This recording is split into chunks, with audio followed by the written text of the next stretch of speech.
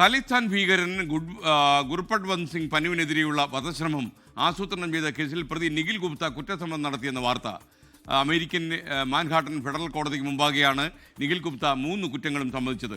കൊലപാതകത്തിന് നിഖിൽ ഗുപ്ത ഇന്ത്യൻ സർക്കാർ ഉദ്യോഗസ്ഥനായ വികാസ് യാദവുമായി ഗൂഢാലോചന നടത്തിയെന്നാണ് ഇപ്പോൾ ഉയരുന്ന ആരോപണം. വിനീത വിജി വാർത്തയുടെ വിവരങ്ങളും അപ്ഡേഷനും നൽകാൻ നമുക്കൊപ്പം ചേരുന്നു ഡൽഹിയിൽ നിന്ന്. പറയൂ വിനീത.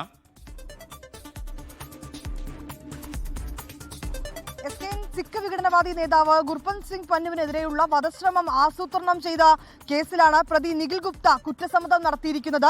അമേരിക്കയിലെ മാൻഹാട്ടൻ ഫെഡറൽ കോടതിക്ക് മുമ്പാകെയാണ് ഈ നിഖിൽ ഗുപ്ത ഈ 3 കുറ്റകൃത്യങ്ങളും സമ്മതിച്ചിരിക്കുന്നതിൽ പരമാവധി 40 വർഷം വരെ തടവ് ശിക്ഷ ലഭിക്കാവുന്ന കുറ്റങ്ങളാണിവ. അതിൽ ഈ കൊലപാതക ഗൂഢാലോചന അടക്കമുള്ള ഈ കുറ്റകൃത്യങ്ങളാണ് നിഖിൽ ഗുപ്ത സമ്മതിച്ചിട്ടുള്ളത്. 2024 ജൂണിൽ ചെക്ക് റിപ്പബ്ലിക്കിൽ നിന്നും അമേരിക്കയിലേക്ക് നാടുകടത്തപ്പെട്ടത് മുതൽ ഈ ബ്രുക്ലിൻ ജയിലിലാണ് നിഖിൽ ഗുപ്ത കഴിയുന്നത്. ഗുർപന്ത് സിംഗ് പന്നുവിനെ വധിക്കാൻ നിഖിൽ ഗുപ്ത ഇന്ത്യൻ സർക്കാർ ഉദ്യോഗസ്ഥനായ വികാസ് യാദവ് എന്നയാളുമായി ഗൂഢാലോചന നടത്തിയെന്നാണ് ആരോപണമുള്ളത്. പന്നുവിനെതിരായ ഗൂഢാലോചനയിൽ പങ്കില്ലെന്നാണ് ഇന്ത്യൻ സർക്കാരിന്റെ പ്രതികരണം.